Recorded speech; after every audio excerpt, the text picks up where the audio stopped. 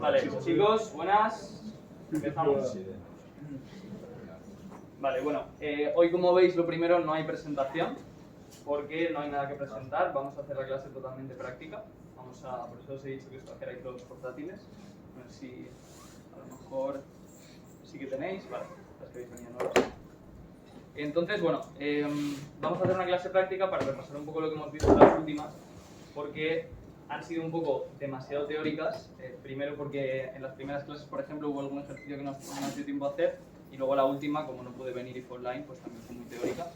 Entonces quería hacer una clase más práctica para que practiquéis un poco lo que hemos visto, que son cosas básicas, algunos lo llevaréis más rodado, otros menos, no pasa nada. Y nada, pues vamos a repasarlo todo un poquito. Tema píldoras, bueno, espero que no llevéis demasiado retraso, tampoco son especialmente, digamos, imprescindibles, pero sí que yo creo que son bastante interesantes. Las de la semana pasada las grabó Javi, que eran de opciones y tal, y Javi sabe bastante de opciones porque está haciendo el EFA y está muy bien. Y luego las de esta semana eran sobre IPOs, SPACs y tal, que yo creo que son bastante interesantes también. Luego, más cositas antes de empezar. La presentación de la tesis. Os comento un poco para que podáis haceros el calendario. De hecho, a ver si pillo un calendario y lo pongo aquí. ¿Quién retrás que por escuchar?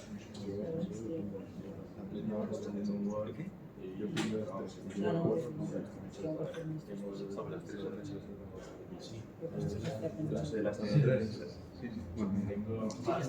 Yo tengo ganas de verlo, pero es que siempre nunca.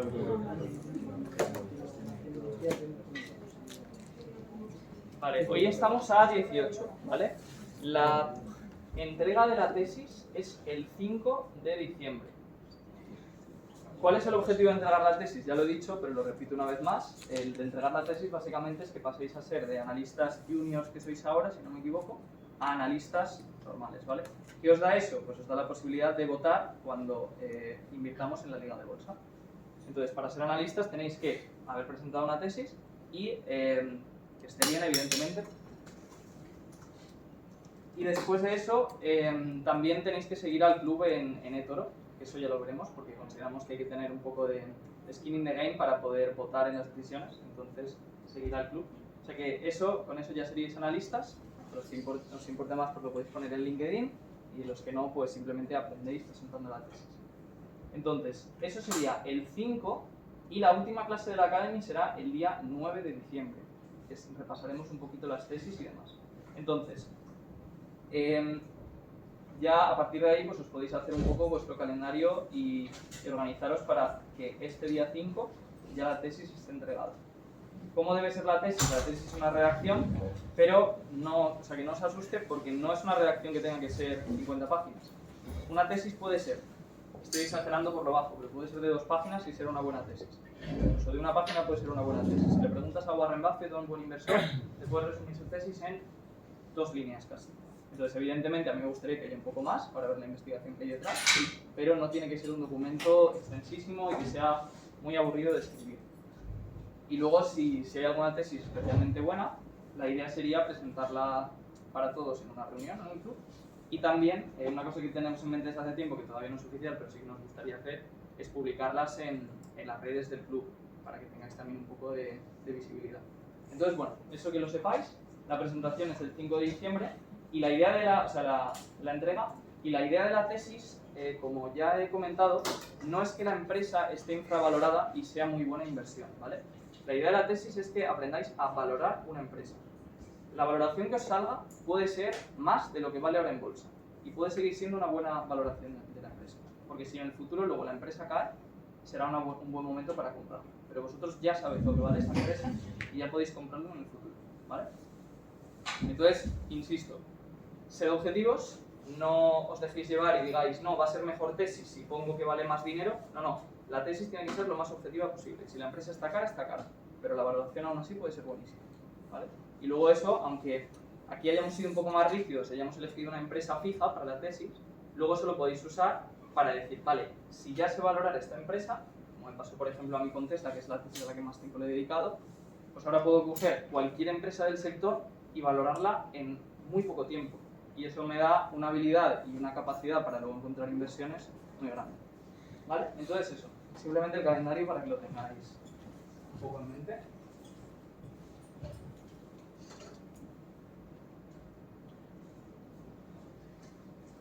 Vale.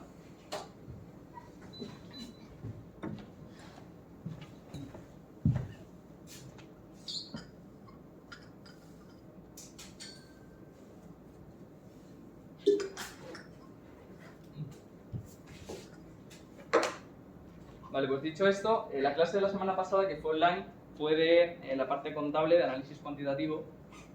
Espero que más o menos os haya quedado claro, porque es una clase bastante densa. Yo vi que la habéis visto 20 personas más o menos la clase, o sea que bien. Pero entiendo que a lo mejor no os ha quedado de todas las cosas claras. Entonces vamos a hacer un repasito, quiero ver un poco cómo vais, y luego vamos a empezar a mirar empresas, ¿vale? Entonces, bueno, lo primero que vimos fue el balance. El balance, como ya comenté, es una foto de los activos y pasivos que tiene la empresa, ¿vale? Entonces, por ejemplo, Carlos justamente mal, pero vale, vamos adelante, así es. ¿Me sabrías decir qué es el patrimonio neto? A ver, está activo, pasivo. Vale, el patrimonio neto es lo de los accionistas, lo que tienen los accionistas, ¿no? Sí, muy bien. El patrimonio neto es una de las cosas más raras del balance. Lo de los accionistas, ¿sabrías explicarlo un poco más? Bueno, claro. Es que, o sea, bueno, lo que pienso es, las deudas de la empresa no están el pasivo y el patrimonio neto, y el pasivo pues es lo que le debe, porque tiene pagos de la otra empresa o cosas así, y luego en cambio, es que el patrimonio neto no me queda del todo claro. Vale, pues repasamos un poco. ¿Alguien se lo sabría explicar un poco mejor? El patrimonio neto son los activos de la empresa, matemáticamente serían los activos menos los pasivos. Y luego el concepto de patrimonio neto, más o menos, si no me equivoco, podríamos decir que es los fondos con los cuales la empresa financia sus actividades, pero que son fondos de dentro de la empresa, dentro de los socios, no son fondos que vengan de un prestamista, de un Exacto. banco, no son deudas, sino que son fondos de la propia empresa. Sí, o sea, por así El decirlo- capital que ha aportado los socios y tal, y las reservas, todo eso. Exacto. O sea, la empresa tiene unos activos, ¿no? Esos activos están financiados siempre por alguien. Y ese alguien puede ser o bien deudas o bien el patrimonio neto, que en inglés sería stockholders equity, que es lo que vais a encontrar en las cuentas anuales. Entonces, una cosa que, bueno, veremos un pelín más adelante, pero aprovecho para deciros, es que la gente a la hora de analizar empresas usa un montón de ratios, ¿no? Todos los datos y números que vimos en las cuentas, tú puedes cogerlos y sacar de ahí todos los ratios que tú quieras, ¿no? Y hay unos que suelen estar estandarizados y que se usan mucho.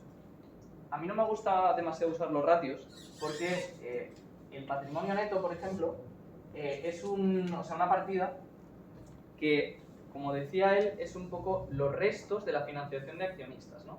Pero hay casos en que el patrimonio neto es cero, porque si la deuda y los activos son iguales, el patrimonio neto es cero. Entonces hay gente, por ejemplo, que usa un ratio muy conocido, que lo veréis por ahí, que se llama el ROE, que es dividir la rentabilidad, que es, por así decirlo, el beneficio de la empresa, sobre over equity. Entonces, equity es el patrimonio neto, pero en casos en que el patrimonio neto fuera cero, este ratio quedaría esencialmente infinito. Entonces, eso no tendría sentido. Por eso yo no soy mucho de enseñaros los ratios, porque creo que es mejor entenderlos, no simplemente usarlos como máquinas y ya ver nosotros mismos, decir, vale, para analizar esta empresa me es interesante, por ejemplo, si es una inmobiliaria, pues ahí sí que querré saber a lo mejor la rentabilidad que tiene sobre los activos. Entonces usaría el ROA, que es lo mismo pero sobre activos. O sea, es mejor que cada uno vaya viendo qué ratios necesita, pienso yo, que aprendernos los ratios y usarlos como máquinas. Yo, por ejemplo, invierto prácticamente sin ratios, pero hay gente en el club que los usa más. Entonces, cada uno, no sé. Vale, entonces esto un poco como ejemplo. Luego, dentro del activo y del pasivo y del patrimonio neto, vimos un poco las partidas que había. Una de las más raras es el goodwill. Quiero que me expliquéis qué es el goodwill, os dejo un momento para pensarlo y le pregunto a alguno de vosotros. No vale buscarlo. Dime. ¿Para decirlo ya o...? No, elijo yo. Ah, vale.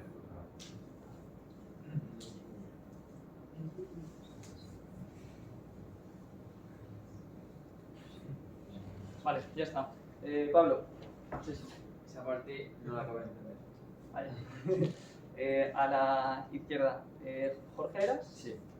El goodwill son mini empresas o patentes, por ejemplo, a las que la empresa que ha comprado les pone valor y las suele meter en el activo.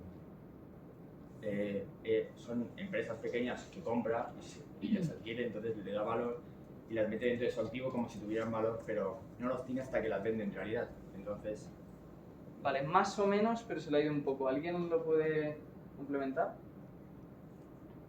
Un voluntario por ahí. O sea, yo entiendo que es cuando se compra una empresa externa, tú la compras con una valoración mayor normalmente a la que tiene realmente, porque tú crees que tiene una potencial a futuro, pues tú la compras. Y ese extra que pagas, pues lo declaras como un activo que tienes que ir amortizando, porque se supone que ese potencial cada vez lo vas a ir reflejando y por eso vas quitando parte de ese goodwill hasta que ya has alcanzado ese potencial que tú esperabas y el goodwill pues ya es cero. Exacto. Ricardo va un poco adelantado. Pero el goodwill básicamente es cuando tú compras una empresa, por eso lo ha dicho más o menos bien Jorge, cuando tú compras una empresa, el valor que pagas por la empresa en la práctica suele ser mayor que el valor del patrimonio neto, que es como el valor teórico de la empresa, ¿no? Porque hemos dicho que es el activo menos las deudas. Entonces, si este valor, por ejemplo, es 10, pero yo estoy comprando una empresa por lo que vale en bolsa, que lo que vale en bolsa en la práctica no tiene mucho que ver con esto, puede valer 100, esta diferencia yo la tengo que contabilizar porque o sea, de alguna manera yo tengo que quitar el gasto, o sea, tengo que hago un gasto, ¿no? Y entonces tengo que contabilizar como ganancia o pérdida. No se cuenta como una pérdida porque realmente tú lo estás pagando y estás comprando algo, se contabiliza esta diferencia como goodwill, en castellano es fondo de comercio. Y esto entra en el activo y se va amortizando como si fuera un edificio o cualquier otro bien. ¿Qué pasa? En la práctica el goodwill no es dinero. Y por eso lo que os insistía en la clase pasada es que hay muchas empresas en las que cuando las valoremos merece la pena quitar el goodwill del activo. Porque no es un dinero que tenga la empresa, es solo la esperanza de que vaya a ganar más dinero. Pero eso no... Igual que no está en el activo la esperanza de ganar dinero de la propia empresa, si queremos comparar bien tampoco debería estar el de las que ha adquirido. Espero que se entienda. ¿Así es? Y una duda que me surge, lo habéis comentado de que se va amortizando, Sí. ¿en base a qué, digamos, determinas cómo se va a ir amortizando? Pues la amortización, no vamos a entrar demasiado, pero en realidad es muy sencillo de entender. En castellano, que yo sepa, hay unas tablas de amortización, no sé exactamente o sea, en Estados Unidos cómo va, pero tú normalmente, para que todas las empresas lo hagan igual y no amortice cada una como quiera, se pone un límite de tiempo, que puede ser, por ejemplo, en el caso del Google creo que son 10 años, entonces tú tienes, y no sé si lo cambiaron a 5, ya no estoy seguro, pero bueno, tú tienes que amortizarlo, que es básicamente contabilizar, la amortización es contabilizar la pérdida de valor, como con un edificio, por ejemplo. Un edificio puede ser 50 o 100 años, entonces tú cuando compras el edificio no estás perdiendo dinero, pero cuando pasa el tiempo y el edificio pierde valor, sí. Entonces tú contabilizas cada año como una pérdida en la cuenta de pérdidas y ganancias, ¿vale? Contabilizas la amortización como un gasto. Y entonces el goodwill entraría aquí y el criterio es ese. Hay una fecha límite, un tiempo límite, y en el goodwill creo que era 10 o ahora 5 años. Entonces, por ejemplo, si fuera 10, pues ¿qué sería? 10 entre 10 y cada año se quita 1. Sí, exactamente. Hay varios métodos también de amortización, algunos pueden ser acelerados, decelerados, pero en la práctica, o sea, son cosas que nos dan un poco igual, porque es muy raro que tú a la hora de analizar una empresa, eso te vaya a marcar la diferencia para invertir. Entonces, Sí. por eso tampoco... Vale, entonces luego pasando a la cuenta de pérdidas y ganancias, que es fundamental. Por ejemplo, hay varios gastos en los que se suelen dividir los gastos empresariales. Os dejo un momentito y os pregunto también.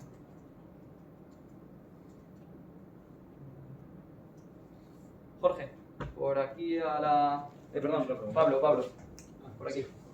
Dime. O sea, perdón, ¿puedes repetir? Sí. ¿Cuáles son los costes o gastos en los que se suele dividir los gastos de la cuenta de pérdidas y ganancias?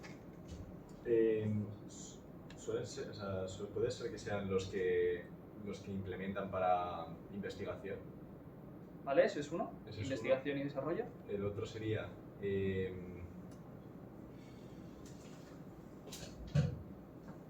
de los empleados, el de que se pagaba a los empleados con partes de la empresa. No Con exactamente. opciones, creo que eran opciones. Vale, pero eso no está aquí, eso está en el flujos de caja. Vale, sí, cierto. Vale, ¿alguien me ayuda? Los operativos. Muy bien. Operativos, vamos a... Los directamente retribuidos a la producción de... Vale, muy bien. Tenemos dos fundamentales que son los COGS, que son, bueno, realmente ahora mismo no sabía decir qué son las siglas, pero son los costes directos de lo que la empresa está vendiendo, y luego los costes operativos, que se llaman OPEX normalmente, Operative Expenses. Y el OPEX está formado por R&D, que es Research and Development, luego está Selling. A partir de aquí hay unos costes que algunas empresas los presentan juntos y otras no, pero que básicamente suelen ser marketing y publicidad y luego general and administrative. Como ya os digo, hay empresas que esto lo juntan. Sales and marketing es ventas y general and administrative, pero normalmente suele haber estos tres. Entonces, estos son los costes operativos y esto es importante porque los costes operativos suelen ser costes más fijos.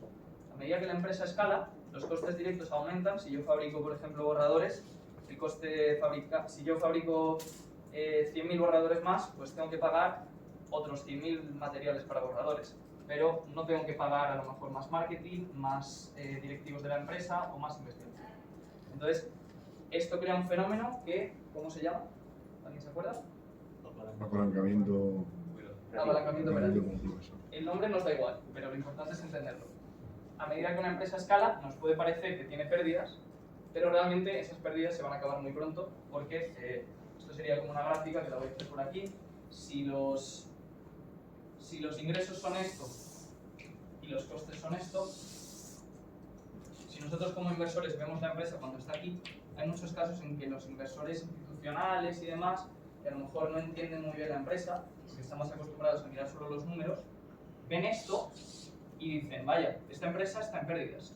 Estos son ingresos, estos son costes y estos son ingresos. Ven esto y dicen, oh vaya, esta empresa está en pérdidas, no me interesa invertir. Pero nosotros tenemos que saber que va a pasar esto y la empresa va a ganar mucho dinero. Esto pasa prácticamente con cualquier empresa. Cuando empiezas una empresa, cuando es una startup o cuando está en la bolsa, suelen tener pérdidas, suelen perder mucho dinero y todos los inversores se escandalizan, todos no, pero muchos inversores se escandalizan y dicen, pues esta empresa cómo puede estar cotizando a 1.000 millones si no tiene beneficios, si no gana dinero tal. No, el valor de las empresas está en el futuro. Si el futuro va a tener beneficio, la empresa vale mucho. Esto parece algo muy fácil y muy sencillo de entender, pero sigue pasando. Y si os fijáis en Amazon, por ejemplo, Amazon es un ejemplo muy bueno de una empresa que estuvo durante un montón de tiempo pareciendo que no ganaba dinero. ¿Por qué? Porque lo estaba invirtiendo casi todo. Está invirtiendo en sacar nuevos productos, nuevos servicios, etcétera, etcétera. Estaba invirtiendo muchísimo y realmente nosotros lo que tenemos que entender es que esta inversión es voluntaria, la pueden dejar de hacer cuando quieran, pero realmente podrían estar ganando mucho dinero. ¿Vale? Y con este tipo de cosas es lo que se pueden sacar ideas de inversión y invertir en empresas que valen más de lo que parece. Vale. Y luego sobre los flujos de caja, que es como una versión un poco distinta del PIC, y una cosa que vimos es que los flujos de caja, así como aquí tendríamos revenue, que son ingresos, menos costes directos menos OPEX, y luego esto nos daría el beneficio neto, ¿no? Veréis, bueno, y aquí habría en medio pues, gastos de intereses y demás, pero suelen ser poco importantes. El beneficio neto, hay muchos derivados del beneficio neto, que os sonarán seguramente el EBITDA, os sonarán muchos, y luego también está el EBIT, hay el ajuste de EBITDA, hay muchísimos. No los vamos a ver mucho, ¿por qué? Porque la idea general que tenéis que tener es que a nosotros lo que nos importa es lo que gane en limpio la empresa, es lo que nosotros nos llevamos. El EBITDA lo que hace es quitarle a los beneficios los intereses, los impuestos y la amortización. Pero tanto los impuestos como la amortización como los intereses son tres costes reales de la empresa. Entonces, las empresas muchas veces van a intentar engañarnos un poco, engatusarnos y ponernos el EBITDA para que parezca que ganan más dinero de lo que realmente ganan. Pero no, las empresas tienen que pagar impuestos, entonces es una tontería quitar los impuestos. Se entiende un poco, ¿no?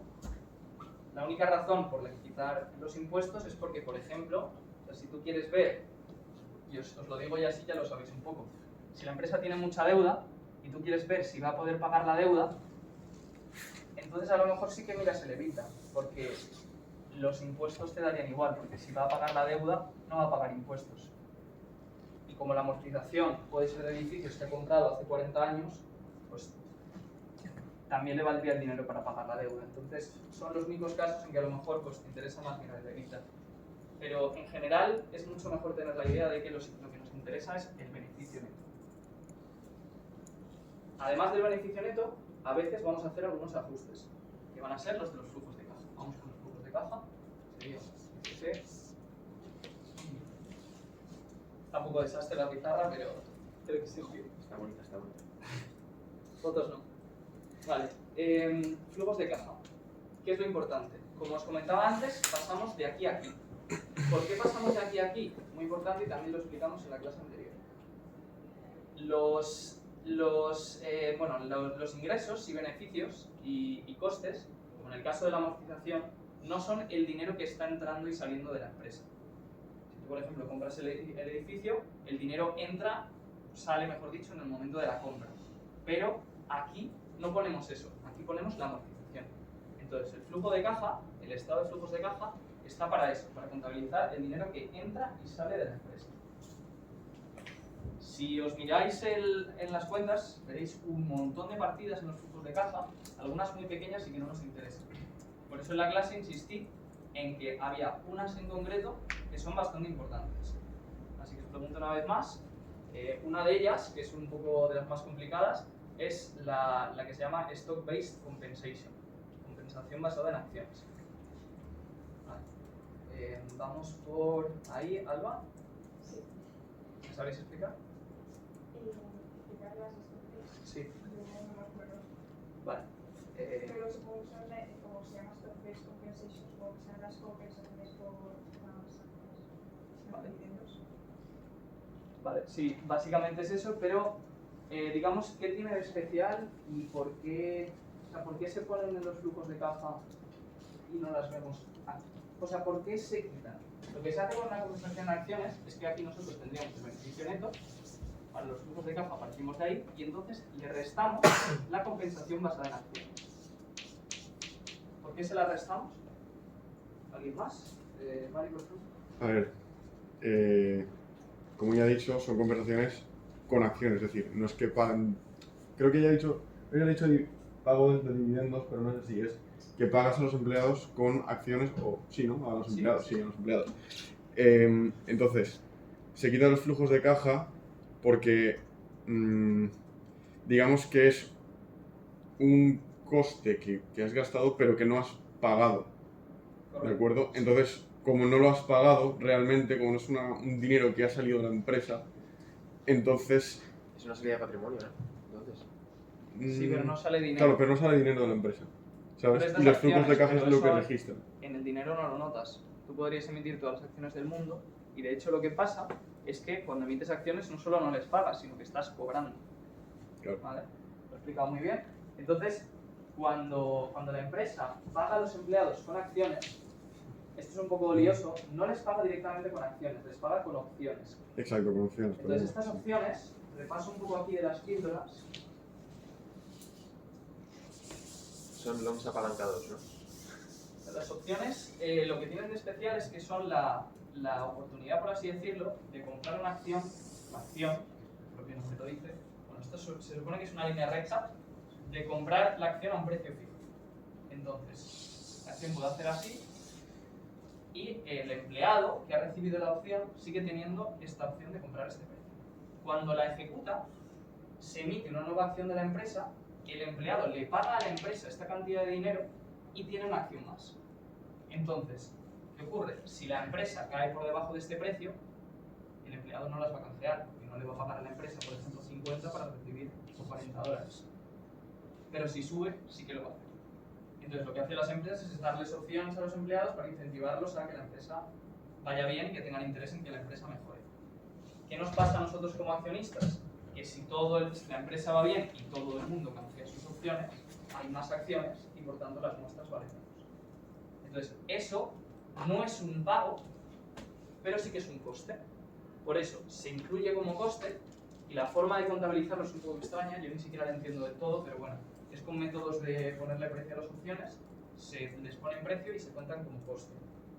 ¿Qué hago yo a la hora de valorar y que yo os lo comento? Evidentemente cada uno aquí valora como quiere, pero a mí me parece una buena opción. Yo lo que hago es estimar, en vez de el coste que supone, porque yo no me creo mucho ese cálculo, yo miro cuántas acciones va a haber dentro de 5 años, por ejemplo. Entonces, si yo valoro una acción a 5 años y calculo, estimo, que esto pues iremos viendo, cuánto beneficio neto va a tener, yo calcularía cuánto beneficio neto va a tener y lo dividiría entre el número de acciones. Entonces, calculo cuántas acciones tendrá, viendo cuántas acciones han emitido, cuántas, o sea, en los últimos años, por ejemplo, porque eso suele ser una cifra bastante estable, y luego le quito ese gasto, que para mí no es del todo real, del beneficio neto. Es decir, se lo sumaría, ¿vale? Como se hace. Que de hecho no es un menos, sino es un más. Que sería el más del gasto que se produce. ¿Preguntas? Una pregunta, si el empleado decide canjear la opción, Sí. por ejemplo la acción está a 60, ¿y él pagaría 50 o pagaría 60? No, pagaría 50. 50. Sí. Entonces lo interesante es que incluso la propia empresa está cobrando dinero, ¿no? Por eso lo que pasa muchas veces en empresas nuevas, esto cada vez pues, es un método que se va usando más. No he preparado ningún ejemplo, pero si buscáis, por ejemplo, Peloton tiene muchísima stock compensation. Hay otra empresa creo que se llamaba Amplitude o algo así, que el 20% de sus gastos eran solo stock compensation. Entonces, lo que pasa en estas empresas es que si tú ves sus flujos de caja, son altísimos y reciben muchísimo dinero, porque realmente están pagando muy poco y encima los empleados canjean las acciones. Entonces hay una diferencia enorme entre los flujos de caja netos y el beneficio neto. Pero en la práctica, tú como accionista tienes que estar bastante preocupado, porque si la empresa va a ir bien, tú prefieres que les paguen a que les den acciones, porque te están diluyendo el beneficio. ¿Vale? Entonces eso es bastante importante tenerlo en cuenta. Yo tenía una duda con esto ya, si la compensación tiene que ser siempre con emisiones y no con acciones que ya ha recomprado la empresa. Hay que pillar, no estoy seguro, pero sí que creo que suele ser con emisiones. Y luego otra es, tú coges, has dicho, a mí no me gusta esto, y cojo a tantos años cuántas acciones van a haber emitidas. Ahí tengo un poco la duda que tiene con el flujo de caja, que es cuántos años coges. Sí, pues depende. Para mí esto es un poco, o sea, fuera de esto como tal, pero nos vamos a meter porque es importante. Cuando tú valoras una empresa, ya hemos visto que para nosotros el valor que tienen las empresas, por un lado tenemos el precio, pero por otro lado tienen un valor intrínseco. El valor intrínseco es el dinero que nos corresponde como accionistas de lo que va a ganar la empresa en el futuro. Pero claro, tampoco tenemos que ser idiotas. Por mucho que nosotros tengamos ese valor intrínseco, que a lo mejor puede estar aquí, ¿vale? La empresa ahora mismo vale esto. Entonces, la realidad es que el valor de mercado de la empresa es este. Entonces, a la hora de valorar, lo ideal es considerar un horizonte de tiempo en el cual tú crees que esta diferencia se va a cerrar, porque ya hemos visto que a largo plazo el precio tiende al valor intrínseco. Entonces, hay muchas formas de valorar la empresa, pero, por ejemplo, yo os digo lo que suelo utilizar yo. Yo suelo utilizar un horizonte temporal que puede ser, según la empresa, de 3, 5, 10 años y calculo lo que creo que va a valer en ese momento. ¿Vale? Porque el valor de mercado de ahora, yo ya lo sé, el valor de mercado de ahora es este. Y el valor intrínseco de ahora, por mucho que yo lo calcule, no es real, porque no vale esto. Entonces yo quiero calcular el valor intrínseco de dentro de varios años. ¿Vale? Entonces yo calculo el valor intrínseco aquí, aquí o aquí, en un momento en el que ya se pueda cerrar esa valoración y pues entonces invierto si creo que el valor intrínseco está muy por encima del precio. Eso sí es simple en realidad. Sí, una pregunta. Es que bueno, el otro día estuve haciendo unas cosas por mi cuenta y vi en lo del hombre, ¿cómo se llama? El hindú. ¿Navadra? Ese. Pues en una de las tesis ponía como que había que distinguir, dependiendo de ciertas situaciones o algo así, entre si fijarse o utilizar dentro de los free cash flows estos FC, FF y FC, FE. O sea, pero es que no me quedó claro como la diferencia entre estos dos y por qué usar uno u otro. O sea, es que eso... Vale. Antes de contestar la pregunta, que nos viene genial, free cash flows. Definición de free cash flows, por aquí Laura, por ejemplo, ¿podrías decir? Cash flow es el dinero que tiene en caja la empresa, de que puede disponer a corto plazo para pagar, por ejemplo, deudas o cualquier imprevisto. No, eso sería, La caja. se llama el working capital, se llamaría. ¿Vale? Sí, los activos corrientes también. El Vale. flujo de caja libre es lo que estás diciendo, ¿no? Que en la presentación decías que era lo que nosotros nos convenía mirar, pero que tampoco nos lo teníamos que creer mucho porque normalmente las empresas lo pintan mucho para que el accionista vea eso y quiera comprar. No del todo. Si vamos al cálculo. Si yo tuviera los flujos de caja, están divididos en tres secciones, que son los operativos, los de inversión y los de financiación. Tres secciones y luego se calcula aquí el total. Pero este total no es el flujo de caja neto. Este total es otra cosa. Es o sea, no es el flujo de caja libre, perdón. Será a lo mejor el flujo de caja neto o algo así. A nosotros no nos interesa este total. ¿Por qué no nos interesa?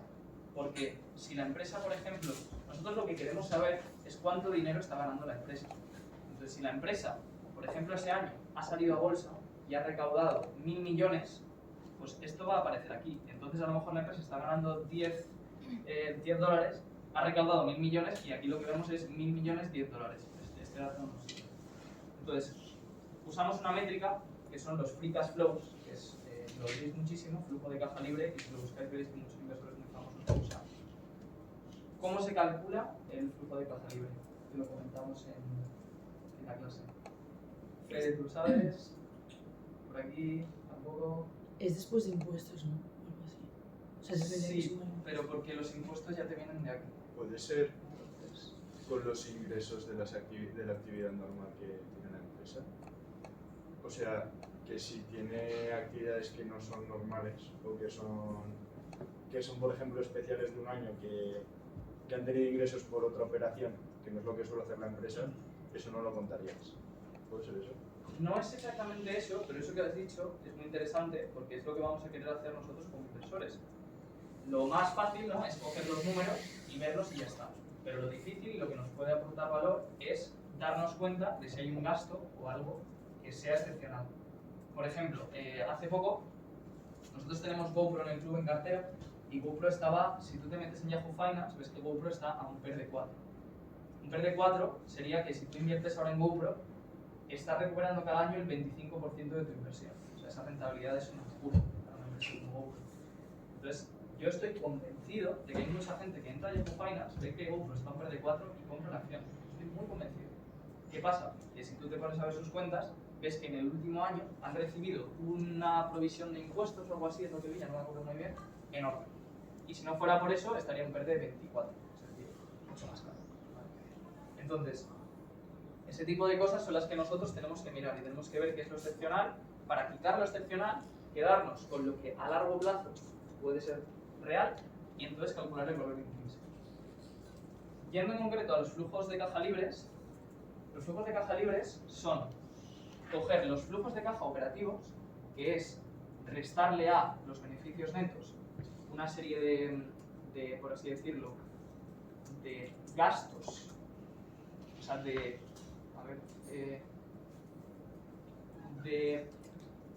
cobros que no son ingresos, ¿vale? Y bueno, es un poco lioso de palabra, ¿no? Pero es dinero que ha entrado o salido de la empresa, pero que yo no he contabilizado aquí, ¿vale? Hacer estos ajustes. Entonces con esto tengo los flujos de caja operativos y a eso le resto una partida de aquí que se llama CAPEX. ¿Por qué CAPEX? El CAPEX son las Capital Expenditures. Fijaos que aquí teníamos OPEX. El CAPEX y el OPEX son fundamentales. El CAPEX son las inversiones que está haciendo la empresa en capital. Capital, aunque ponga capital, se refiere a edificios, maquinaria, cualquier activo que la empresa vaya a utilizar para su actividad. Entonces, este dinero es como si nosotros, es equivalente, por así decirlo, a la amortización, ¿vale? Que la amortización estaría aquí en los costes, puede estar en distintos apartados, la restamos aquí la amortización, o la sumamos, yo os digo que los signos me pueden bailar, pero la idea es entenderlo. Y luego le añadimos el CAPEX. El CAPEX sería lo que nos estamos gastando este año en nuestras inversiones y la amortización sería como el residuo de lo que nos hemos gastado en el pasado, ¿vale? Entonces es importante entender esta diferencia y entender que hay veces, según la empresa, en que el CAPEX va a ser más real y otras veces que la amortización vaya a ser más real. Por ejemplo, como un ejemplo para que se vea claro, si nosotros somos una empresa que tiene que invertir muchísimo cuando se crea, pero luego ya no va a gastar casi nada porque ya tiene todo hecho, entonces nos interesará más ver los flujos de caja. Si vemos esto, tendrá mucha amortización y diremos, uff, la empresa está muy mal. Pero si vemos esto, veremos que ya no está gastando nada de dinero, porque ya ha gastado todo lo que tenía que gastar. Por ejemplo, imaginemos una empresa que extrae gas o que extrae petróleo. Monta todas las plataformas, monta todo el equipo y luego simplemente a recoger petróleo. Entonces, quizás nos interese más ver el CAPEX. Veremos que tiene poco y que es una muy buena inversión. Otros casos, si la amortización es muy estable y la empresa tiene que seguir invirtiendo durante mucho tiempo, pues esta diferencia se va a notar muy poco. No sé si me explico. Entonces, el resto de flujos de caja de inversión son cosas que no son capital, que pueden ser, por ejemplo, deuda de la empresa, o sea, cosas así. Entonces, intereses, ese tipo de cosas. Entonces, son cosas que como, digamos, no afectan al núcleo del negocio, no las contamos para el flujo de caja libre. Entonces, simplemente cogeríamos flujo de caja operativos, le restamos el CAPEX y con eso tenemos el free cash flow. Y ahora contesto a Asier. Hay que usar el FCFF o el FCF. Os digo una vez más lo que uso yo. Si entendemos la empresa, nosotros sabremos qué partidas tenemos que coger y cuáles no. Una vez más, yo no insistiría en aprenderse nombres y en aprenderse ratios, porque eso es infinito. O sea, de hecho, es tan infinito que en cada empresa deberíamos coger una cosa u otra. Lo que habría que hacer es entenderlo y decir, vale, una empresa muy simple, por ejemplo, como puede ser Google, ¿vale? Yo simplemente cogería el beneficio neto, le restaría la compensación en acciones, miraría si hay algo raro en todo esto, si hay algo raro o un número muy grande, entonces investigaría un poco y diría, vale, voy a ver si esto lo tengo que quitar o no, por la razón que sea. Lo investigo y si veo que no lo tengo que quitar, no lo quito y ya está. O sea, siempre hay que tener claro el objetivo. El objetivo es saber cuánto dinero está ganando realmente la empresa. Ese es el objetivo. La contabilidad nos ayuda, pero también nos lo pone difícil, porque hay muchas cosas raras y como la contabilidad es tan compleja, nos pueden engañar de muchas formas. Entonces nosotros tenemos que tener claro que nuestro objetivo es saber cuánto dinero está ganando realmente la empresa y contabilizar las cosas que nos interesan. Y no tener miedo de decir, no, todo el mundo está usando el free cash flow y yo estoy usando el beneficio neto. O estoy usando el beneficio neto menos la amortización más el CAPEX solamente sin contar lo demás. O le estoy sumando los impuestos que no han pagado todavía. Es decir, se pueden hacer 1000 ajustes y también vosotros lo iréis viendo cuando analicéis y a ver si vemos algún ejemplo en clase. Pero lo importante es eso, entenderlo y en cada caso usar lo que parezca más adecuado. Porque eso además es lo que os va a dar el valor respecto a un inversor promedio. Un inversor, cualquiera puede coger un ratio y decir, vale, hay que usar este, me meto aquí, lo calculo y uso este. No, lo que os va a dar valor y lo que os va a hacer crear riqueza y ganar dinero, porque estáis distribuyendo bien el dinero, es entenderlo y hacerlo de forma manual. Es algo que puede costar al principio, no pasa nada, pero es poco a poco. ¿Ibas a preguntar antes? No, ya está. ¿Ricardo? Yo sí que tenía una duda también con las Sí.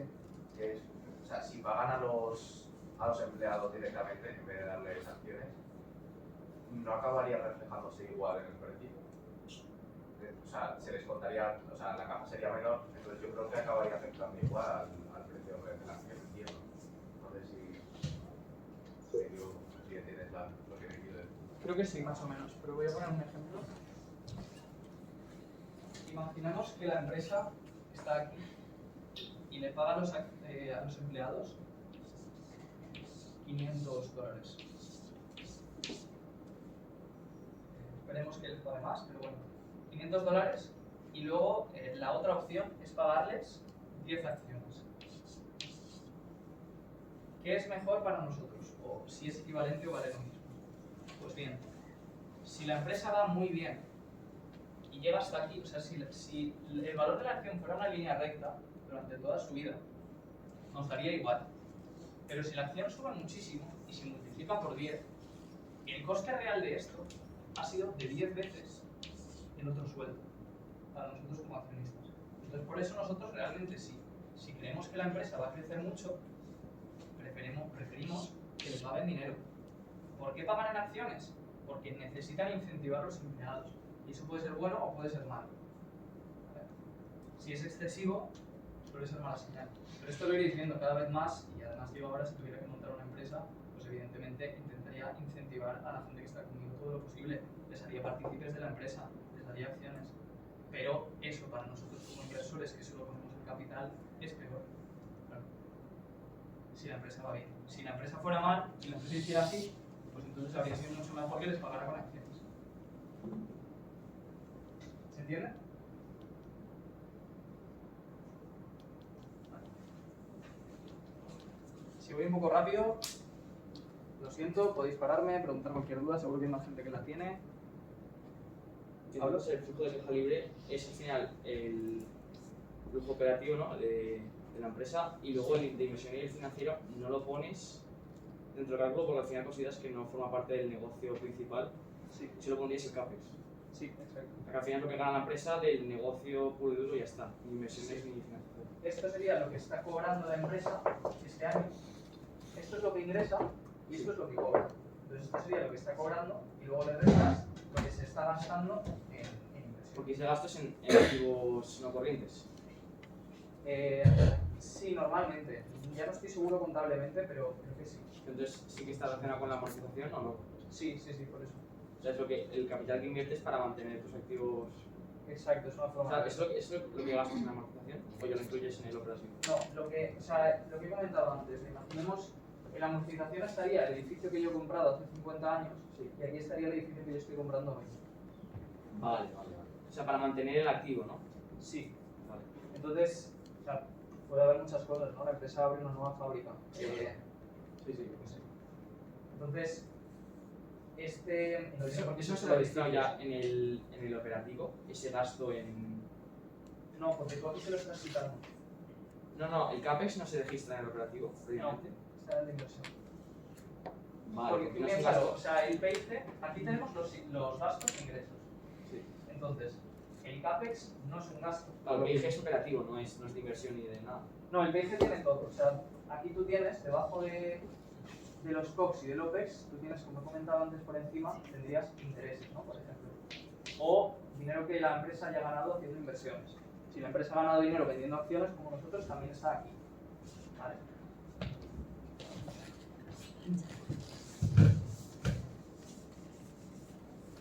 Y prefiero además hacerlo así que en datos, porque si veis las cuentas y busquéis en Yahoo Finance o en Ticket, veréis un montón de datos que os pueden marear.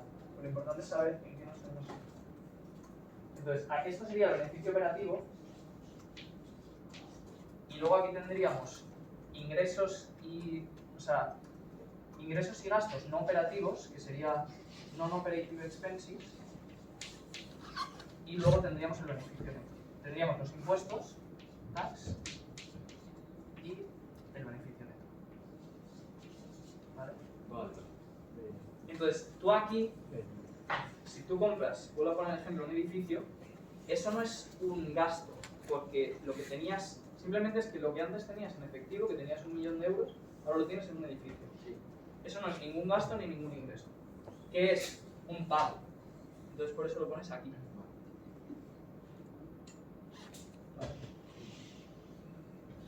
Ricardo. Que ya me perdí entre el flujo de caja. Sí. O sea, para calcularlo libre, que va sumando y que va restando. Entiendo que es el beneficio neto. Mira, voy a poner uno y lo vemos. Vale, es que ya se me ha olvidado. El café, si lo sumas lo restabas, la amortización, si la sumas y la restabas. Eso, o sea, yo más que aprenderos la memoria, os recomiendo ir haciendo. No, porque sí que es verdad que, sí, no aprendo de memoria en este caso, porque sí que comentaste en la clase que lo inteligente es coger o sea, en cada empresa es que escoger tú lo que quieras sumar y restar según el tipo de empresa que sea. Pero, Por ejemplo, ¿qué empresa queréis? Deciros. ¿A qué sea? Qualcomm. Bueno, un poco técnica, es una empresa de chips que, bueno, se la comenté y creo que ha ido bastante bien, ¿no? Sí, está.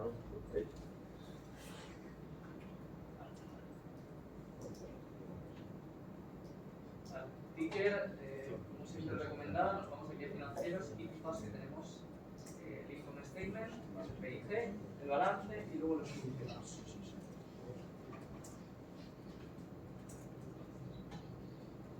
Aquí tendríamos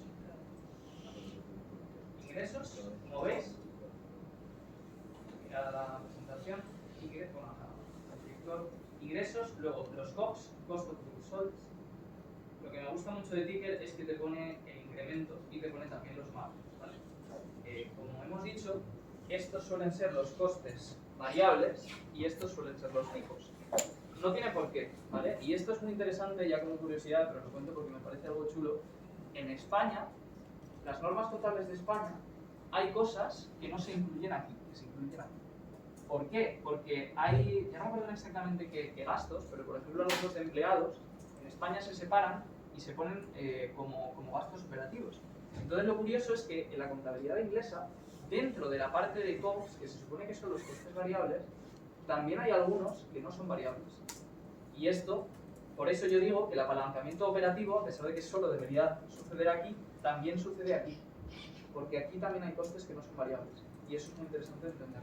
Por ejemplo, en el caso de Tesla, claro, no es lo mismo si tú tienes una fábrica que te está produciendo 30 coches que una fábrica que te produce 30.000, ¿no? O sea, a medida que vas aumentando la producción de la fábrica, el coste de empleados, como no varía, como es el mismo, esto hay un apalancamiento operativo. Entonces, bueno, por eso es interesante pues, ver el margen bruto, que es el margen por los COGS.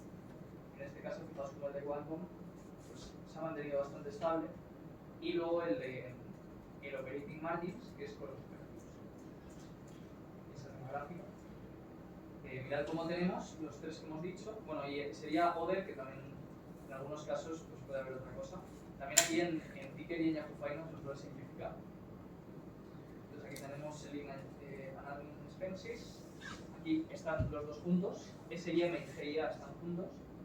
Y luego tenemos RA. Márgenes operativos, gasto de intereses. Aquí hay un montón de cosas que realmente no nos importan. Fijaos lo pequeños que son los números. Los cambios de moneda, ese tipo de cosas no hace falta que nos preocupemos por ello. Y luego se le evita todo esto que nos da igual. Net income y cantidad de números. Y esto es lo mismo. Y ahora vamos a los resultados. Antes de ir, otra pequeña cosita. Intereses minoritarios. Esto es importante. Aprovecho y os lo cuento ahora. ¿Qué son los intereses minoritarios?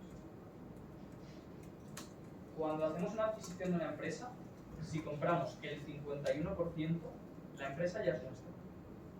Pero eso no significa que todo el dinero que gane la empresa sea nuestro. La empresa es nuestra porque podemos hacer lo que queramos con ella.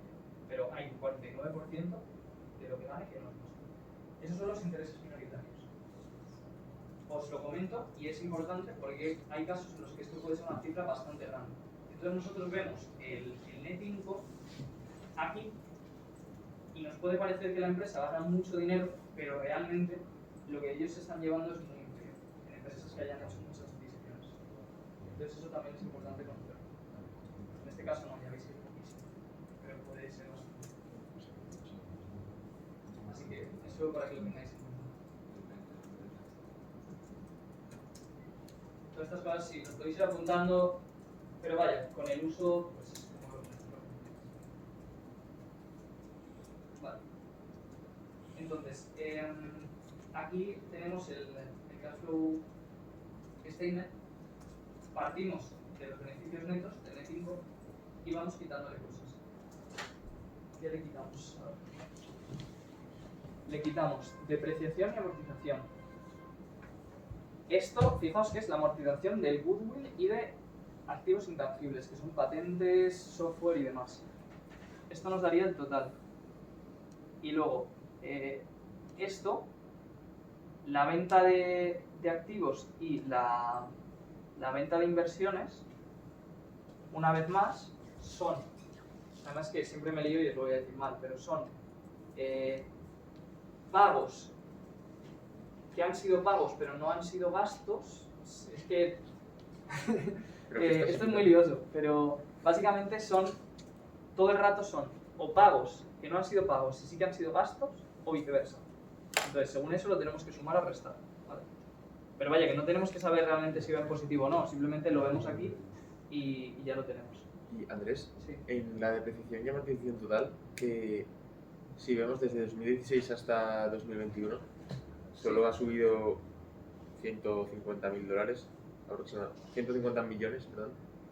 O sea, teniendo en cuenta el beneficio lo que ha subido, Sí. podríamos decir que está bien, ¿no? Sí, Porque mira, no ha adquirido muchas cosas que tenga que amortizar después. una cosa que pasa, que es muy interesante conocer, ya, o sea, poco a poco vamos viendo cositas que son un poco más avanzadas, pero sí ya tenéis un bagaje de ideas que podéis usar para invertir. Hay empresas que adquieren muchísimo, ¿no? Entonces, cuando una empresa adquiere mucho, tiene muchísimo goodwill. Ese goodwill se va amortizando y es un ejemplo de lo que comentábamos antes de que una empresa invierte todo el primer día, adquiere a otra, pero luego ya no va a tener que pagar nada. Entonces, por eso, en empresas que adquieren mucho, suele ser buena idea mirar los flujos de caja y restarle la amortización. Porque, fijaos, aquí esta amortización ha ido aumentando, pero la de goodwill y activos intangibles, que habría que ver, a lo mejor luego es activos intangibles y no es por lo que estoy diciendo. Pero bueno, puede que sea por goodwill. Es posible, viendo esto, que hayan hecho adquisiciones importantes por aquí y poco a poco esto se va diluyendo. Entonces, nosotros, quizás para valorar Qualcomm, pues le restaríamos esta parte. ¿Le restaríamos la de arriba y le añadiríamos el CAPEX? Pues vamos a verlo. Fijaos que, bueno, lo tenemos ahí abajo y ahora lo vemos. Pero ya os digo que en cada caso lo bueno es entender y ver qué hacemos o no. Si vemos que el CAPEX y la depreciación y amortización son casi iguales, pues nos da bastante igual, no nos preocupa. Si vemos que son muy distintos, ya nos fijamos. Entonces sí, pues ese ejemplo está bien por eso. Muy bien. Vale, y luego, depreciación y amortización, tenemos el total. Fijaos que aquí está la Stock Based Compensation, que es una partida muy grande, ¿vale? Suele ser muy importante, y yo por eso, sí, normalmente es buena idea invertir en empresas donde lo que tú crees que vale sea muchísimo más que el precio que tiene, ¿no? De forma que a ti, cuando tú aquí ves cositas pequeñas, ni te preocupas, te da igual, porque como tú crees que vale 5 veces más, eso te da un alivio que no te tienes que fijar en todo. Entonces vas a lo más importante, pues eso, Stock Based Compensation. Así que suele ser bastante grande y bastante importante. Y luego todas estas cosas de aquí, pues las puedes mirar o las puedes no mirar. Por ejemplo, cambio en inventarios. Esto puede ser interesante en empresas que vendan producto físico y que sea muy, o sea, que lo más importante sea la gestión del inventario que tienen, ¿no? ¿Por qué es importante? Porque vamos a entender por qué esta cifra puede ser negativa. Si la empresa ha producido, por ejemplo, en el caso de Qualcomm, que son chips, si tiene 1 millón de chips sin vender, esto son activos que tiene la empresa. Entonces, si la empresa los vende y se queda a cero el año siguiente, esto se contabiliza como, a ver si no me equivoco, se contabiliza como un cobro, pero el valor, o sea, el valor de, o sea, se contabiliza como un cobro, pero luego la diferencia es dinero que pierde la empresa en activos. Entonces, lo que quiero decir, a ver, me estoy quedando un poco.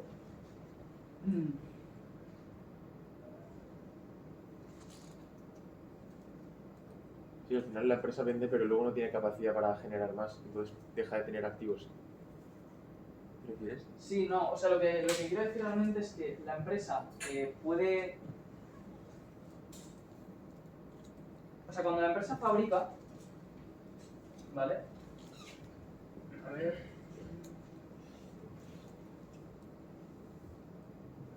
Sí, o sea, cuando la empresa fabrica puede parecer que va muy bien, ¿vale? Porque está consiguiendo nuevos activos, pero luego la empresa no está ganando dinero, no los está vendiendo. Entonces, si nosotros vemos que el cambio en inventarios es siempre negativo, es que ahora me estoy rayando con los números porque yo la verdad que no suelo mirar mucho los inventarios, pero lo que quiero decir es que si el inventario es siempre del mismo signo, o sea, imaginaos que una empresa está cada año teniendo un inventario mucho mayor, ¿vale? Y eso se puede mirar más que incluso en los flujos de caja en los activos. Nos vamos al activo y miramos el inventario. Si la empresa tiene un inventario cada vez mucho mayor, puede parecer que está produciendo mucho, pero realmente no está vendiendo nada, ¿vale? Y viceversa. Viceversa suele ser mejor señal. Si la empresa le baja el inventario, suele ser bueno. Pero tenemos que fijarnos, ¿vale? Yo os digo que este tipo de cosas con los signos es algo que a mí personalmente me raya mucho y tengo que estar un poco de tiempo mirándolo y pensando, ¿vale? Esto es positivo o negativo por esto y por esto. Pero vaya. Espero que aún así se entienda lo importante. O sea, nosotros en cada caso tenemos que ver qué es lo que nos importa. Y el inventario pues, puede ser importante. Si vemos que siempre tiene el mismo signo, cuidado. Y lo mismo en las cuentas a pagar y en las, sobre todo en las cuentas a pagar, ¿vale? O en las, ¿a dónde están? Bueno, las cuentas a cobrar a veces se llaman unearned revenues, ¿vale? Esto sería los ingresos diferidos, ¿vale? Deferred revenues. Y aquí están las cuentas a cobrar. Entonces tenemos cuentas a cobrar, cuentas a pagar e ingresos diferidos. Estas cuentas suelen ser importantes porque, por ejemplo, esto sí que creo que os lo voy a saber explicar mejor. Si la empresa está ganando mucho dinero, ¿vale? Como ingreso, pero está ganando mucho dinero porque les está diciendo a las empresas, no me pagues este año, págame el año que viene. Están ganando mucho dinero, los accionistas van a estar contentos porque el EBITDA y el beneficio neto van a ser muy altos, pero realmente, o sea, no es real. Está teniendo que retrasarles el pago para poder ganar ese dinero. Y eso nos vamos a dar cuenta aquí. Entonces, si las cuentas a cobrar aumentan todos los años, es muy mala señal. Muy mala señal. ¿Vale? Y esto pasa, es algo que pasa además mucho. Porque siempre que una empresa vaya mal, siempre no, ojalá no fuera siempre, pero muy habitualmente las empresas van a intentar hacer todos los ajustes posibles y todos los truquillos para que los accionistas vean que el EBITDA sigue subiendo. Porque hay mucha gente que si ve que el EBITDA sigue subiendo, no miran nada más. Pero porque es malo, si al final es un activo a realizar. Sí, pero pueden pasar un montón de cosas. Que, o sea, si por ejemplo hubiera una crisis, a lo mejor esas empresas luego no te pueden pagar. ¿Sabes? O les estás haciendo un montón de descuentos para poder vender. Entonces en los años siguientes vas a vender menos. ¿Sabes? Por ejemplo, o sea, lo de los descuentos eso no tiene relación, pero si tú les estás vendiendo ya todo lo de años siguientes ahora, pues sí, ahora estás ganando más a costa de luego ganar menos. Y descuentos pues sería que realmente irás reduciendo los márgenes. Si sabes muchos descuentos, llegará un punto en el que los márgenes te los coman y no ganes dinero. Entonces las cuentas a cobrar y cuentas a pagar, ya os digo, siempre depende de la empresa. Por ejemplo, yo a la hora de estudiar Google o empresas muy buenas, empresas de mucha calidad, yo ni siquiera lo miro, porque sé que me puedo fiar de la directiva y vaya, si están haciendo bien la nueva tecnología que va a cambiar el mundo, confío en que también estarán gestionando bien las cuentas a pagar y a cobrar. Pero si es una empresa mala de la que yo tengo que tener cuidado, pues voy a mirar esto. Y por eso al principio es mejor que estudiéis empresas buenas, para no tener que estar pendientes de todo, porque tampoco somos superhombres, somos principiantes, acabamos de empezar a invertir y estas cosas tenemos que acostumbrarnos poco a poco a ellas. Entonces es mejor empezar por empresas de las que podamos confiar. Porque ya os digo, si no, por ejemplo, yo aquí entro en Qualcomm, ¿no? Y veo esto, que en este año, imaginaos que esto fuera ahora, ¿no? A ver, ¿dónde está? Sí, aquí. Que solo el cambio en activos operativos ya es igual que todo el beneficio que han tenido. Si esto hubiera sido este año, pues yo tendría que irme a las cuentas anuales, a las notas de la memoria y buscar esta partida. porque las empresas te explican las partidas, como ya hemos visto, en las notas. Entonces yo buscaría esto y miraría a ver por qué han tenido esto tan alto. Vale. Eso. Siempre dependiendo de la empresa y de lo que veamos que es importante. Si tienes alguna duda, preguntad. Pedro, yo tengo una duda, a ver, yo soy súper neófito en esto, pero tengo la duda de que cuando tú antes estabas hablando del valor intrínseco de la empresa, ¿vale? Está claro que están todas las cuentas, pero ¿cómo estableces tú un valor lo más objetivo posible? No sé si me explico. ¿Sabes? Al final, nosotros vemos el precio de las acciones, ¿vale? Tú sí que puedes ir controlando más o menos lo que va creciendo y ver los porcentajes que va creciendo al año. Pero si no tienes esos porcentajes, si es una empresa que acaba de salir hace poco. Pues por eso es difícil y ahí está lo que nosotros podemos aportar. Tú nunca vas a poder sacar un valor exacto intrínseco de la empresa. Tú lo que yo personalmente recomiendo es encontrar situaciones en las que tú veas que pase lo que pase, aunque te vayas por mucho, la empresa vale más. Por ejemplo, yo el otro día estaba investigando BYD, que es una empresa automovilística china, ¿vale? La estaba investigando porque, como hace tiempo estudié Tesla, más o menos entiendo un poco, he visto que los coches que hacen son mucho más baratos y mucho mejores que el resto, ¿vale? Entonces ahora mismo llevan varios años de ventaja en cuanto a coches eléctricos. Lo que pasa que el problema que tienen es que sus coches, hay que decirlo, son bastante feos. Entonces venden poco. Y sobre todo aquí que nos importa más, en China menos. Es esta empresa. Vale. Bueno, este justo está bien, ¿no? Pero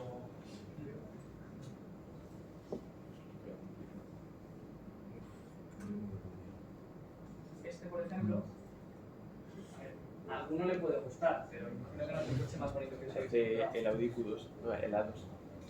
¿El A2? ¿Qué pasa? ¿Que es peor todavía? Es un Audi que sacaron feísimo, me parece ese. De hecho ya no lo vendieron más, sacaron y ya lo retiraron.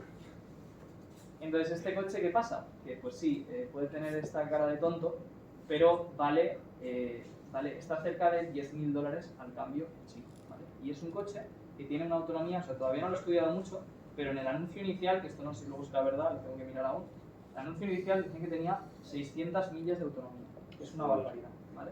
Y te está costando $10.000.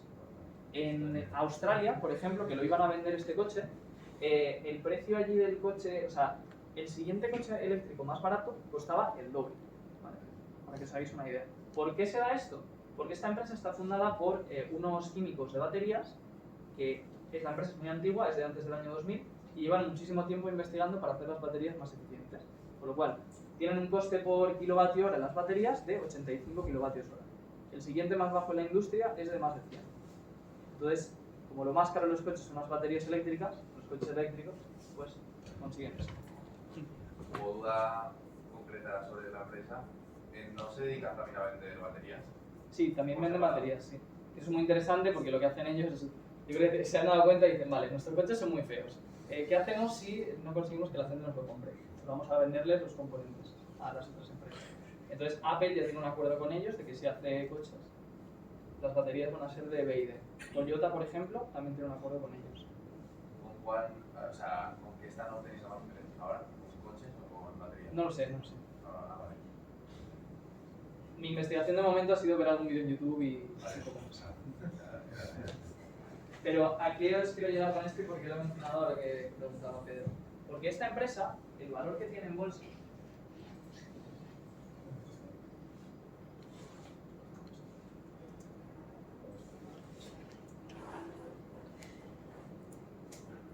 es estable, cotiza en la bolsa de Hong Kong con el ticker de 1211. En países asiáticos suelen ser números. Bien. Si nos vamos al valor que tiene, está cotizando a 100.000 millones de dólares, ¿vale? Entonces, yo simplemente, a la hora de hacer valor intrínseco, o sea, yo luego haría una valoración, calcularía todo y tal, pero yo puedo comparar, por ejemplo, con Toyota o con Volkswagen. Volkswagen está por ahí también, pero Toyota, por ejemplo, vale el doble en bolsa. Tesla vale 10 veces más. Y luego, KTL, que es otra empresa que yo conozco, que hace baterías, no hace coches, hace baterías, está cotizando al doble, a 200.000 millones. Entonces, si yo veo esta empresa, que digo, vale, tienen esta ventaja competitiva enorme que les va a durar muchos años. Solo están vendiendo en China, se van a expandir por todo el mundo.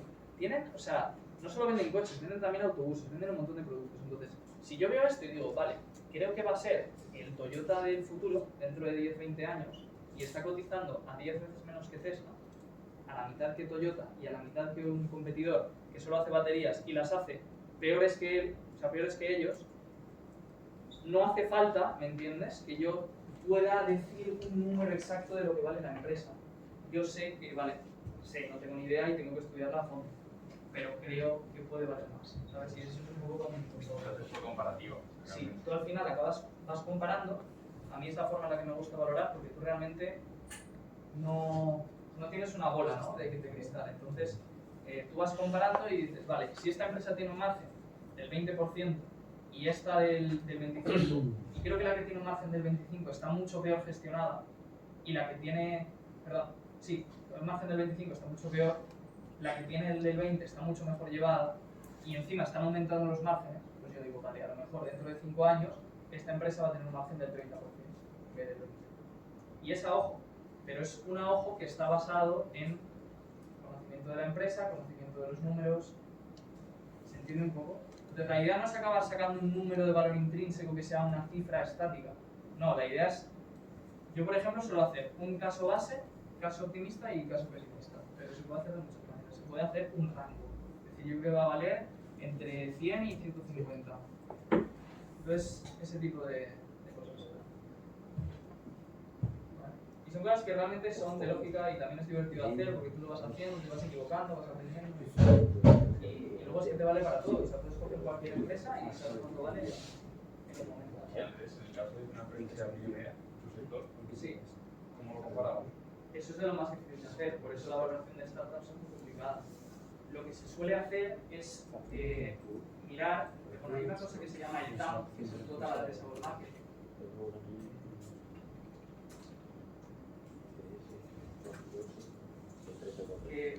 Bueno, tiene varios subterráneos, ¿no? Que es intentar decir, vale, ¿cuál es el mercado potencial que puede llegar a haber en el sector de la empresa?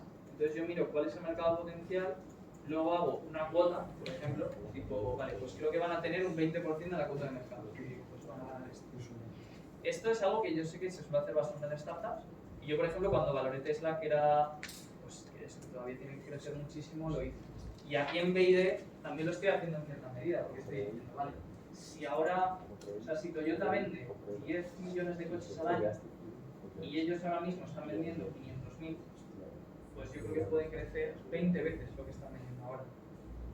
Vale. No sé cuándo, pero si yo confío en la empresa y creo que está bien llevada, yo creo que pueden crecer 20 veces. Entonces no tengo que estar haciendo un millón de proyecciones, un millón de cálculos, no. Aquí compramos ya. No, espero por favor, esto no es una recomendación de vuestra ni de venta. Hoy no hay disclaimer porque no hay presentación, pero bueno, también hablaremos un poco de la psicología en la última sesión y de por qué no es, a pesar de que a todos nos tiende a comprar una acción sin entenderla, no es bueno. Y sé que lo vais a hacer igual. La verdad está puesta ya.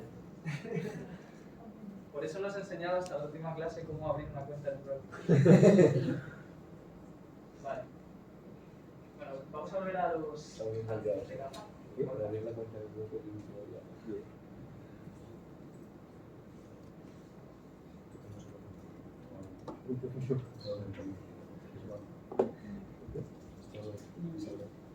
Vale.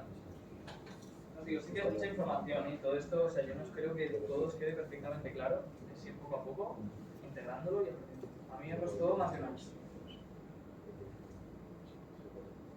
Y a tiempo casi. Vale, vamos a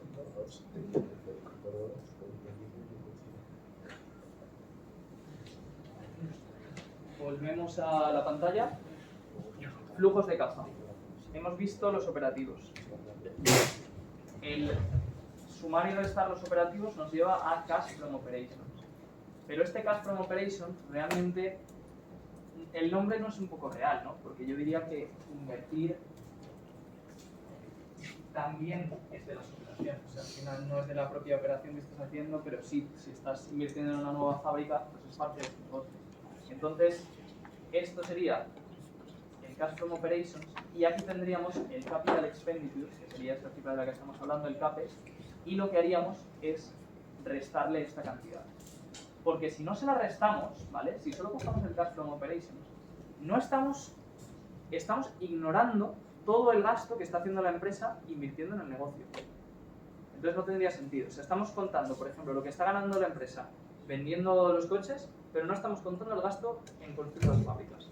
No tiene ningún sentido, ¿vale? Entonces lo tenemos que contar. Cogeríamos este Cash From Operations, le restaríamos el Capital Expenditure y ya tendríamos el Free Cash Flow. De hecho, si os vais a Yahoo Finance,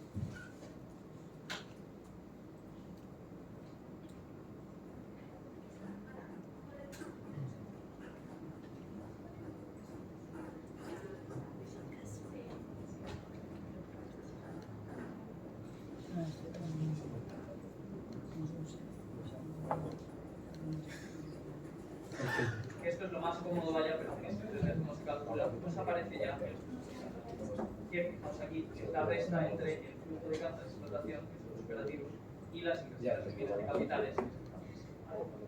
Entonces en Yahoo Finance os sale directamente, pero hay que tener.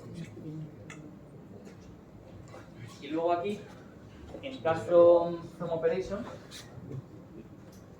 tendríamos, a ver, el Capital Expenditure y luego fijaos Cash Acquisitions, que sería el dinero que nos hemos gastado adquiriendo empresas, que tampoco aparece aquí, porque no es un gasto. Una vez más, pasamos de tener dinero en efectivo a tener una empresa. No es un gasto, pero sí que es un pago y aparece aquí, en Cash Acquisitions. Entonces esto, por ejemplo, o sea, nosotros, vaya, de las cosas primeras que hay que hacer es entrar en las cuentas de la empresa que queremos invertir, mirar esto y ver si hay algo que nos llame la atención y que nos extrañe, que sea una cifra muy grande. Y luego aquí tendríamos el Cash From Investing. Fijaos que esta cifra, por ejemplo, aquí era enorme, no sé qué hicieron, pero es enorme. Y luego Cash From Financing, que es la deuda repagada, emisión de deuda. Importante, que os lo comenté también en la clase, no confundir entre la deuda de aquí y la deuda de aquí. La deuda de aquí, de financing, como dice el nombre, financiación, es la deuda emitida por la empresa. Son los bonos de la empresa, pero no es la deuda que ellos se están endeudando, ¿vale? Es el dinero que están cobrando. La deuda del endeudamiento está aquí arriba, ¿vale? ¿Cómo puede repetir eso? Sí. O a ver si me estoy confundiendo yo. Pero creo que no. Vale, no, puede ser que no, puede ser que esté aquí. Vale, pues fijaos, aquí ya me pilláis, porque suelo hacer esto, el resto del CAPEX y ya está. Yo pensaba que estaba aquí arriba la deuda que ellos repagan, pero no, fijaos que aparece aquí el debt repaid, ¿vale? No, sí, claro, lo estaba diciendo bien, perdón. Sí. O sea, esta es la deuda que han emitido, es decir, el dinero que han cobrado por los bonos que han emitido este año, fijaos que está aquí, pero esos bonos los tienen que repagar. Entonces, ese importe que han repagado aparece aquí debajo, ¿vale? Entonces aquí tenemos la deuda que ellos han emitido, el dinero que han cobrado por emitir bonos, luego el que están repagando, y luego aquí arriba, en, a ver, es que tampoco lo veo, la verdad. ¿El pago de intereses? No. Por eso digo que a lo mejor está aquí debajo, ya no lo sé. Si eso lo podéis mirar a alguien o lo miro yo para el próximo día os va a clase. Y luego fijaos que también está la recompra de acciones y los dividendos. Yo creo que el pago de intereses está dentro del repay. Porque es que yo estoy mirando las cuentas de la mía aquí, que es mucho más pequeño que los números, sí. Y sí que sale que la total de la deuda reembolsada es bastante mayor que la emitida. Entonces vale. Tiene que haber ahí algún valor añadido. Vale, pues puede ser, si estuviera aquí yo lo comprobaré para el próximo día, porque sí que me va bien saberlo. Entonces, si queremos saber cuál es de la deuda que han emitido ellos y cuál es de la que no han emitido, nos iríamos a las cuentas anuales, buscaríamos la nota, como siempre que haya algo que no entendemos, y miraríamos si la empresa lo desglosa. En este caso, seguro que lo hace. Y luego, pues nada, aquí tendríamos el cambio neto en caja, pero veis que esto es súper variable y realmente no nos indica cuánto dinero está ganando la empresa. Por eso cogemos el free cash flow, que sin verlo apostaría que va a ser mucho más estable.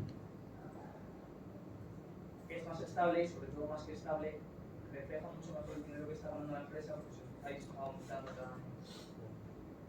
Vale, en el caso de Qualcomm, cosas que se pueden hacer y que podemos fijarnos al empezar a analizar una empresa, ver la diferencia entre el flujo de caja neto y los ingresos. Entraría aquí y vería esto. Y me quedo más o menos tranquilo. Veo que, bueno, hay diferencias, esto es de vista, pero hay diferencias, pero no muchas. Entonces, todo esto que hay en flujos de caja es algo de lo que no me tengo que preocupar mucho, porque más o menos va ganando todos los años lo mismo que cobra. Pero si me voy a empresas malas, voy a intentar buscar alguna, porque las hay. Hay veces que hay una diferencia muy grande. Por ejemplo, ingresos netos.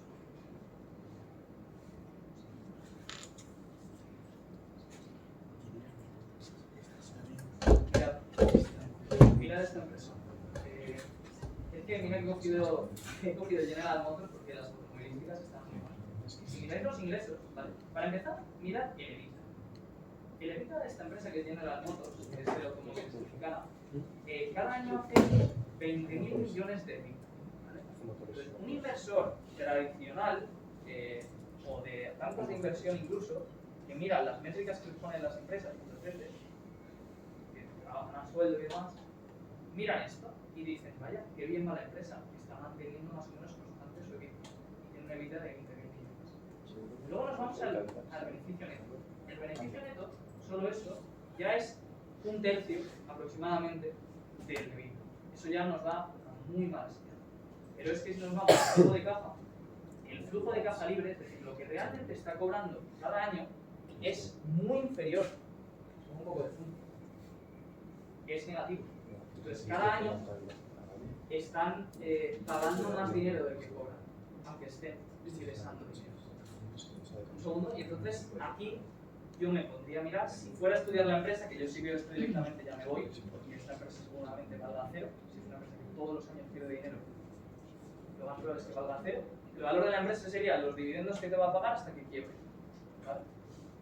Si yo veo que la empresa no gana dinero, no genera valor, el valor de la empresa intrínseco serían los dividendos que me va a pagar hasta que quiebre. Entonces, por eso mucha gente también ve empresas de este estilo y dice, ¿cómo puede valer Tesla, yo qué sé, 200 veces más que Ford? No, es que Ford o General Motors a lo mejor están a punto de quebrar y su único valor es, de hecho, muy inferior a lo que estén pagando. Por ejemplo, fijaos, en el caso de General Motors, yo veo esto y digo, vale, creo que la empresa va a quebrar en 3 años. ¿Cuánto vale la empresa? Pues me voy aquí. ¿No paga dividendo? Vale, pues si no paga dividendo, además, 0 euros sería el valor. Si pagara dividendo, que supongo que sí, a lo mejor lo han cancelado por el COVID o lo que sea, pues a lo mejor su valor es, si esto fuera un 2%, sería el 2%. En 3 años me lo van a pagar por esto. Entonces, su valor sería de a lo mejor 10 veces menos de lo que está. ¿Vale?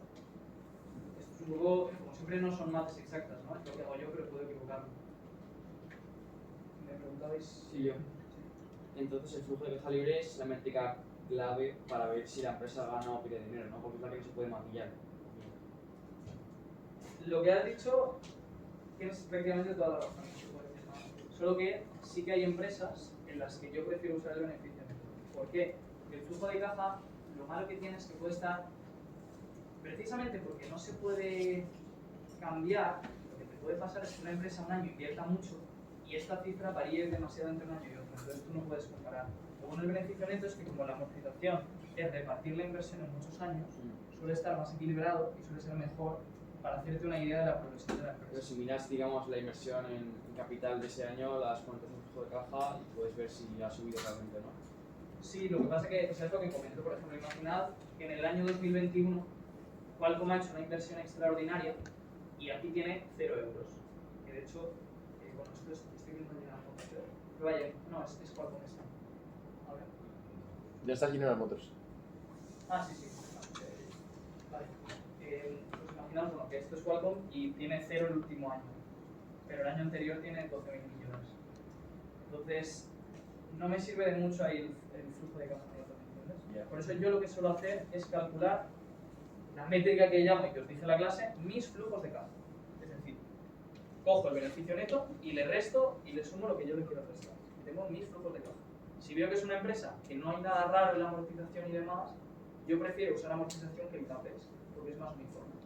Y para valorar y proyectar, más fácil. ¿Vale? Pero sí que, como has dicho tú, la métrica clave que no se puede, o que es muy difícil de manipular y que nos dice lo que vale la empresa, son los flujos de caja libres. Y por eso la definición de valor intrínseco decimos flujos de caja. Y no cabe la posibilidad de que todo ese dinero represente, aunque esté negativo, represente las dos pendientes que has mostrado antes, que están pagando más de lo que van a, o sea, de lo que están ingresando, pero en un futuro ingresarán más de lo que están pagando. Sí, por eso siempre es muy importante no quedarse solo con los números. Nosotros tenemos que entender las empresas. Entonces, lo que dice él podría ser, pero si entendemos General Motors, entendemos que a lo mejor hay una transición al coche eléctrico que ellos no están sabiendo llevar y que cada vez son menos rentables, entonces esa teoría se cae. Entonces, siempre es importante no quedarse solo con los números. Porque para todos los números puede haber casi infinitas explicaciones. Ahora ha caído una cosa que mencionaba el otro día, y es que, o sea, por ejemplo, antes se ha comentado que pudiera haber, pues como, podrían ser como outliers, ¿no? O sea, en el caso de los gastos, pues igual algún gasto temporal mayor a lo usual para una empresa. Entonces, vi que una cosa que se hacía era normalizar los ingresos, en vez de cogerlos tal cual, y eso no me quedó, o sea, no me quedó muy claro exactamente en qué consistía. Sí, normalizar los ingresos realmente, el nombre es distinto, pero es lo mismo que os he dicho yo con lo de mis flujos de caja. Normalizar los ingresos es coger las cifras que hay ahí y restarle lo que tú crees que es puntual, que no es, que no va a mantenerse. Por ejemplo, que os voy a Shopify, que creo que os puse el ejemplo ya en la clase, pero es que pues es una empresa muy conocida que también está subiendo mucho en bolsa y que yo creo que la gente a veces no se da cuenta de esto. Si vamos al resumen, Shopify está utilizando un PER de 60. Y para una empresa que crece un montón como Shopify puede estar bien. Pero si nos vamos a las finanzas, podemos ver que, oh vaya, fijaos en los beneficios. 300.000, negativo, 3.000 millones, 500.000. ¿De dónde viene esto? Otros ingresos, gastos netos totales, 3.300 millones. Es decir, estos ingresos que ha tenido vienen de esta partida.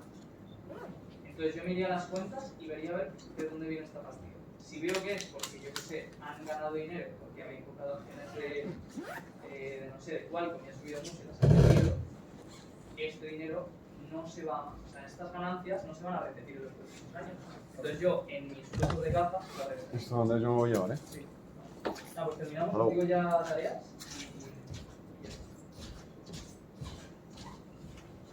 Vale, entonces, bueno, espero que más o menos con la clase de hoy os haya quedado claro todo, un poco todo esto. A mí me gustaría en la próxima clase, que lo quería hacer esta, pero como al final hemos ido explicando muchas cosas, pues no ha dado tiempo, que ya os pongáis a trabajar. Os dejaré algo de tiempo también en la clase para dedicar a vuestra tesis, pero no contéis con ello porque será poco y vamos a hacer más cosas. Pero bueno, el próximo día, lo que es todo lo básico de la teoría ya está visto, entonces es simplemente practicar. Tareas para el próximo día. La entrega está... ¿Puedo poner el calendario? El 5 de diciembre, ¿vale? Entonces, os comento.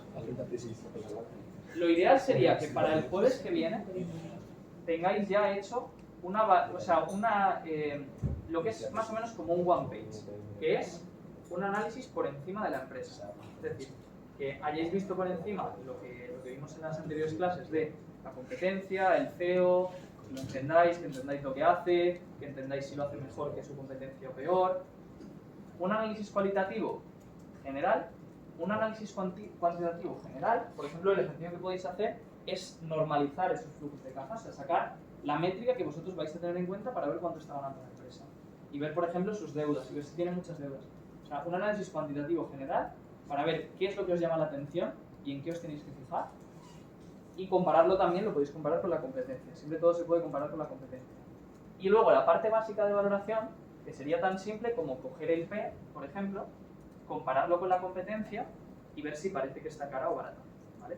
Por eso en los One Pages hay una sección al final que es de ratios, que está el PER y están algunos más, que yo no les presto mucha atención a los demás, entonces bueno, eso ya lo que vosotros queráis. Y ¿cómo podéis seguir con la valoración que sigue siendo básico pero un pelín más? En vez de limitaros a este PER, pues calculáis vuestro PER con vuestras ganancias. O si creéis que la empresa va a seguir creciendo, calculáis de forma muy sencilla, ¿no? Un PER que podría tener dentro de 5 años, ¿vale? Pero esto también pues eso, lo iremos viendo en las próximas clases. Entonces, para esta clase del jueves que viene, deberíais tener un análisis ya por encima de la empresa, tanto cualitativo, cuantitativo y valoración. Cualquier duda, como siempre, a mí esto me encanta. Yo en mi tiempo libre, o sea, yo ya me dedico a esto, entonces hago esto. Si no me comentáis cosas vosotros, yo estoy analizando mis empresas. Entonces, no tengáis miedo de verdad que en cualquier momento preguntarme cualquier cosa y escribirlo.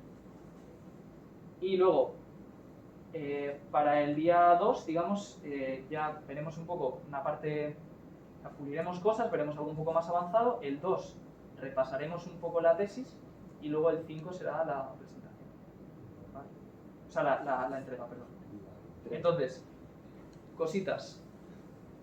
Yo no os voy a obligar a hacer un one page, ¿vale? Me lo han sugerido. Yo no os voy a obligar, pero lo que sí que os voy a proponer es, como más o menos lo que hay que hacer para el jueves que viene es como si fuera un one page, porque es esa parte de valoración básica. Quien quiera, además de ponerlo en sucio en su investigación y en el documento, preparar un one page, pues que lo prepare y puede presentarlo en la reunión del viernes y puede estar guay. Entonces, no es obligatorio hacer el one page para el jueves, pero quien lo quiera hacer, pues oye, genial, y luego el viernes se presenta. Y si es una empresa que tiene potencial, que puede ser buena inversión, es genial. Así que nada, eso es todo. Y bueno, pues nada, os dejo ya iros y nos vemos el viernes que viene, el jueves que viene.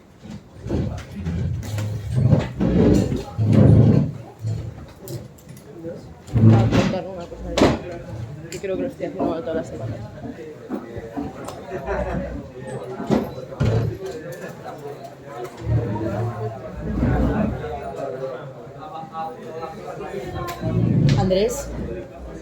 Andrés, ¿te lo paro?